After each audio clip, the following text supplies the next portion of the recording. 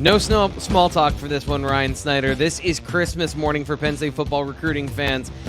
The whale. Penn State has landed the whale. Tell us about what happened today for the Nittany Lions. Well, he's a lot more athletic than most whales. But yeah, Quinton Martin. This is it, Penn State fans. The day you guys have been bugging me, and not me, but everybody, Sean and T. Frank, and everybody across the beat about Quinton Martin is officially a Nittany Lion. I don't know where to start on this one. There's so much to discuss. This is a recruitment that lasted, really going back to him as a freshman. What do you want to talk about positionally? There's so much to talk about. I mean, one thing I would really get into is Penn State, as they often do, and they really do this better than the vast majority of schools, from talking to colleagues and stuff. It's just that persistentness, that every day building relationship, and really starting early. We see these 2026 offers going out right now, right? And even myself, to some degree, we ignore them and kind of just like, whatever. But this is how you land Quinton Martin. You offer early, you get on guys early.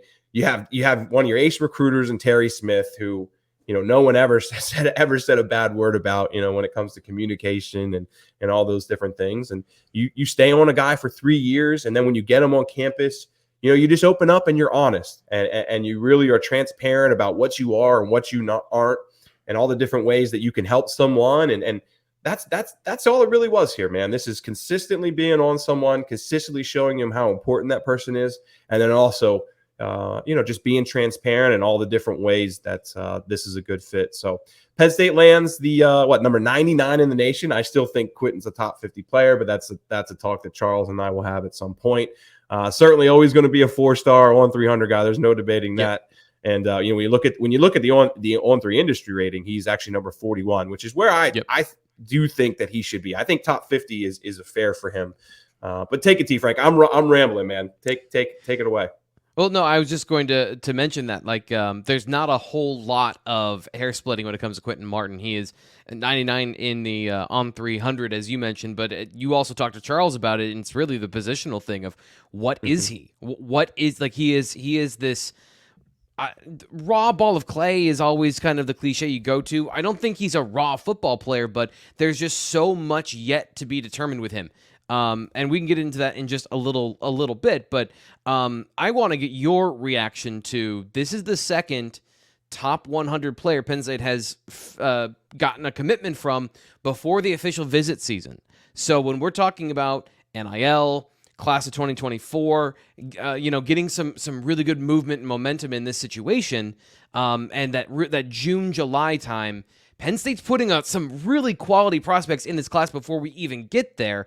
How do you feel about the situation with the commitment now, and some of the factors that he made him finally put him over the top? Was it that personal day where he came up a couple weeks ago? I mean, yeah. So from our talk, he said absolutely they were thinking about it, and he did the right thing, right? You go home, you take I don't know, what's it been, 10, 11, 12 days since then. And really think about it a little bit more. I just, one thing I would say, when you're talking about the class, this is what Penn State needed. They have a lot. I mean, look, Luke Reynolds, Kari Jackson, a couple of those guys, they're going to be good players but they are what they are. They're high 3-star players with there's a lot you can mold there. T. Frank, you do the film rooms, better than me from that perspective. But they needed the John Mitchells. They needed the Quinton Martins to get this class up to where Penn State fans expected to be. I mean, remember, just a couple of weeks ago, they were at number 19 in the rankings. I haven't seen where Quinton's commitment has put Penn State yet. We're just doing this right away, obviously, but I expect it to be, I would think probably 13, 14, maybe, I would think 12, 11, somewhere in that ballpark, probably right outside the top 10 is where this commitment is going to land them. But they need more of these guys too. And I think there's a good chance that they're going to land some more 4-stars. Look, Penn State's about to go on a roll. I think the roll's already started. Let's be honest. I mean, you got Luke. Yeah, you can't do better than a top corner and a top athlete in the country. Yeah. Right. And then, of course, you have Luke, too. And Luke, I think, is going to be one of those guys who, don't get me wrong, he's probably a high 3-star kind of guy, but I've shared the testing numbers with you guys. I mean, he's right there from that perspective. So Penn State's about to go on a run, and as you said, this is the whale, right? This is the one they wanted for a long time. I've been calling Quinton Martin their top prospect for a long time, and You yeah, said the they best finally lock him athlete up. since Micah Parsons in Micah Parsons. Pennsylvania. I had someone share that with me in Yeah. last year, so I'll leave it at that. That's, I mean, as you said, where do we start with this? We've been talking about Quinton Martin for so long that we've forgotten all of the points that's about Quinton Martin along the way and everything we've chronicled throughout time. By the way, check out bluewhiteillustrated.com. If you click on his player profile page, you just Google Quinton Martin on 3 or go to the player profile machine. You can look at all the stuff we've written about him. He has been one of the most written about players here at Blue White Illustrated for a while. So if you want all that background information, Ryan has done a phenomenal job going out to games, seeing him in person. We've interviewed him. We've talked to him. He has been, if you were looking for content and you were looking for information about Quinton Martin, this has been the place to go. BlueWhiteIllustrated.com. Like this video and sign up over at BlueWhiteIllustrated.com. $29.99 from now till the end of the summer, start of football season. You get access to our premium content. Anthony Speca, we had him on the show here, one of Q's best friends, as Anthony called him Q here on the show. So I'm going to borrow that because Anthony and I are clearly friends. Oh, how much Q. did he involve? Q's the nickname. Sorry. How much was Anthony involved in Q's commitment? I can put it really simple. I talked to his uncle, Sean Martin. Sean's been great to me. I really appreciate the time that he's helped me over the last couple of months with this recruitment. And Sean said flat out, when Anthony Speca committed, I knew it was over. I knew it was going to happen then. So, yeah, I mean, and of course, Q said all the right things, right? You know, that's my boy. I've been thinking about it for a long time of, us playing together up there and just continuing our friendship up at Penn State and, on the team and off the field and all those kind of things. So it certainly played a role. I wouldn't say it was the main thing. I'd still go to Terry Smith and his commitment and James Franklin's commitment and their transparency. That's just something that, man, Quinton and his family have just consistently hit on it as far as, Penn State. And not saying Pitt and Ohio State weren't that way, but it was just really ninth grade. They really got after him and they were on him hard, incredibly hard ever since. And I really think that visit last Monday, man, that Penn State just laid it all on the table and said, this is what we got, man. We hope you're interested in it. But certainly Anthony Speca, you got to give him, 20, 30, 40% maybe the reason this got over the line. He said to us on the show, if I can get Quinton, I can get anybody. So, Anthony, if you want to text us or tell us who you got next, give us a heads up. Always super helpful so that we can plan ahead. Let's get into a little bit about Quinton Martin, the football player on the field. You mentioned it was kind of hard this year to get an idea of his progress because if you're looking at here, 9 people in the box trying to stop Quinton Martin, and it just doesn't quite happen. So, what do you see from just generally what you've seen of him in person and what you think about him as a player and where Penn State is going to start him out at? Yeah, so when I went out to watch him play Thomas Jefferson, first off, he had a great punt return that night. Did you? Is this it right here? I think this is it here. It's this one right here. Yeah, from his highlight. This was the key play. In that one game at least, I think it's Jake Jedko. I want to say, I apologize, Quinton and your family, if I'm getting your teammate's name wrong. But he was kind of the star of that game, and just from the perspective of Quinton was kind of being double teamed the majority of the time, and that freed up Jake to get I would say probably the majority of the carries, the bigger the chunk plays, the touchdowns, all those kind of things there. But when the state championship game, of course, which Belle Vernon won, they beat Newman Goretti, and really impressed with him. I just did a little bit of everything with his hands, with his feet, offensively, defensively. I mean, this is the thing about Quinton Martin is, and T. Frank, you and I were talking about this earlier, the athlete label, okay? Yes. When the athlete label came out in the early 2000s, I think Rivals was around then. I think it's kind of where it started. It was meant for, I would say, I know dozen's not the right number, maybe 30, 40, 50 true athletes, right? True guys that are hard to figure out because, man, they could play multiple roles. And now in 2023, we use the athlete label for any speedy 6-foot guy who could play wide receiver, who could play safety, who could play corner. I just don't know the position, so I'm going to label him as an athlete, right? That's just kind of how it's transitioned. But this is what the athlete Yes. role was meant to be. Quinton Yep. Martin is that guy. T. Frank, I'll throw it to you because I know you've watched the film on him a little bit more. But I mean, Quinton Yeah. Martin is the true running back, wide receiver, corner, linebacker, whatever it could be. Yeah. He can play it probably. Yeah, I love watching him play corner because it is so bizarre. It looks like you've walked the Mike linebacker out over a receiver, and you just ask, "Hey, shut this guy down," and he does. Like I don't think his technique is great at corner, and I would not say if he's not playing running back he should play corner. But the potential is there because, as you mentioned, it's not just that he's speedy. It's not just that he's a great athlete. It's that he could be anywhere from 205 to 235 pounds, like anywhere in that range is where I think his physical development could end up. I think he's got lots of untapped potential, and he's the 41st overall player in the country. Like, his frame is great. His speed is great. You know, one thing that I'll actually say, every time I watch him, I'm like, I thought he'd be faster. And then you watch him run away from everybody. There was a play I was watching earlier today, thinking about, like, where is he going to play? And he's at the opposite corner. Somebody breaks through into the secondary, and he's 10, 15 yards behind and on the other side of the field. And he just tracks the guy down, like outdistances everybody, catches up with him and prevents a touchdown. Gets it stopped at the 3 or 4 yard line. And the whole time, he doesn't look like he's running that fast. He is just chewing up yards because he's so fluid and he's so smooth and big that he doesn't look like he's moving fast until he runs by everybody. So it's a really deceptive thing on film because, again, he even looks bigger than 185 because the physical development. He's a really good athlete. I know he's been at 2/10 in Pittsburgh working on this for a very long time.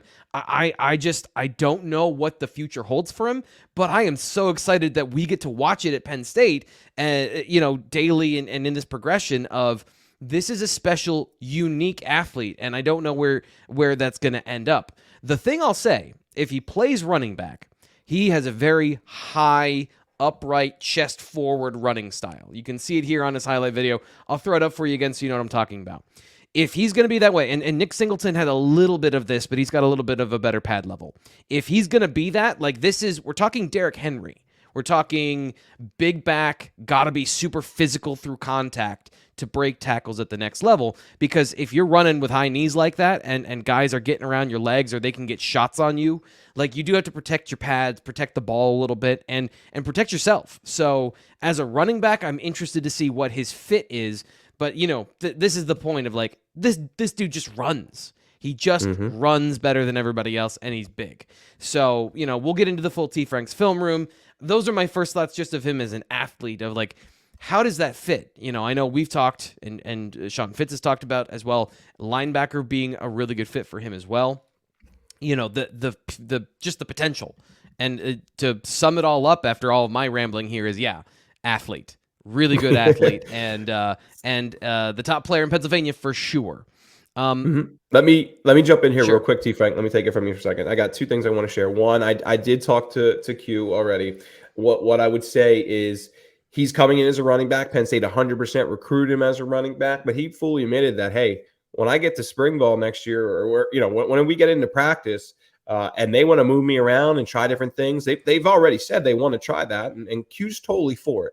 So who knows where it will go down the road. I 100% listing him as a running back. I expect him to play running back, but they're going to experiment with him, and Quinton's all about that. So that's one thing. We'll keep an eye on that moving forward. I also just wanted to share the quote I had from Charles Power previously, because I've had a lot of people be like, number 99, like, come on, we were talking about Quinton as a 5-star at one point, right? Yeah. And I'm not going to read the whole quote, but basically what Charles is saying is, right now we view him as a safety or a linebacker body type playing running back. He's a little taller, doesn't have that conventional running back build. So he's going to be very interesting to see where he ends up in college. I think that'll play a big role in where he shakes out in the end, as far as rankings and things like that.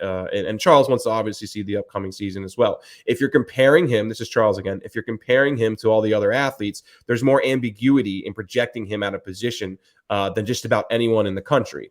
Most of the other athletes are a bit more defined. So that's the main thing there, as far as why Charles has him a little bit lower right now. And then to continue, Charles says, once we get a better feel for where he's truly going to play, it'll help us figure out where he shakes out. but he added, then there's no doubt that he's a special athlete. So Yeah. I see if Quinton Martin is not in the top 100 throughout by the time he signs, Charles and I we're gonna fight or something, because I think he's a top 50 talent. You know, and Yeah. 5 stars is a very high bar. I'm not gonna sit here and say he's a 5-star, but I do think he should be seriously considered for a top 50 talent. So we'll see where things go. Go ahead, TJ. I don't think he's a safety. I'll just say that right away. And I understand what agree. Charles is saying, but the positional defensively, even the way he runs, like just that open gazelle-like stride. I don't know if does that fit linebacker?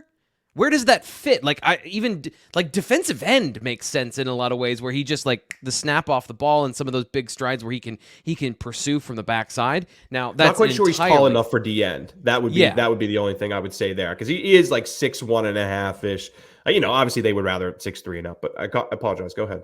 Yeah, that's what I'm saying is like just the unique way that he plays and as an athlete, what he is. You know, linebacker makes sense, but defensively, like it's just such an interesting quandary, and I'm excited to find out where Penn State's defensive staff, if he ends up there, will use him in a creative way, because they do that very well. And offensively, like, you know, we'll see where all of that shakes out as well. Like if he's going to be a kind of a dual threat guy that can do a little bit of everything, because again, he's got a lot of different talents. But that'll do it for now, because we can speculate for the rest of eternity until he actually gets to Penn State. I didn't even get to the quotes from his coach, but we can just go all day here, and I'm sure we will. Don't worry, Sean and I, of course, T. Frank, you're with us on Monday. We'll be talking about this a lot. Oh, I'm so excited. I already have something planned for the rundown for Monday. I'm very excited about that. One last thing, and this is kind of goes understated, I think, when we talk about these guys, but just very quickly, the person that Penn State is getting. They tend to recruit these exceptionally upright, smart, thoughtful young men. And Quinton, I would imagine, fits into that category as well, right? Awesome. I mean, there's a lot of similarities between him and Nick Singleton. The one thing I would say with Nick is Nick's always been a little more shy, a little more reserved. And I was joking with Quinton about this earlier. The last 6 months, Quinton was shy and reserved just because he was sick and tired of me calling him and everybody else calling him. But you know, I remember in the very beginning, and really, and the you know, just interview we just recently did. He's excellent, man. I mean, he is. If you're an NIL and you're looking for an endorsement person, he really does make a lot of sense. He's going to be a great player on the field. You know, he does like public speaking classes. You know, he had originally winning smile. Look at that. Look at that smile. How could you not want to you put your money behind that? But no, just honestly, he's a great kid off the field. You know, cares about all the right things. And I say this about all those guys because Penn State does generally do a great job with that stuff. But he makes a lot of sense when it comes to somebody who, you know, from endorsement reasons and things like that is going to have plenty of opportunities. And I think if you read, obviously, the interview we just posted, check it out at Blue White Illustrated. I think if you check that out, you'll see what I mean. He when he wants to open up and he wants to let his personality show, there's a lot to like there, no doubt. I try to keep these videos a little bit shorter for people that have long and short Quentin attention Martin, spans. A little Quentin bit Martin. afraid of the 18-minute tag on it, but I believe this was worth it. Quinton Martin, Penn State running back commit in the class of 2024. Penn State gets a huge commitment. They're on a roll. Ryan Snyder thinks it. Sean Fitz thinks it, that things are heating up. So I'm going to chug some caffeine, and we're going to get at it, and we're going to be on high alert for more commitments here in spring football. That'll do it for now. BlueWhiteIllustrated.com, though, the conversation never ends. So sign up and join us in the Lions Den Mention Forum for more information, more conversation about Penn State football. We'll talk to you then.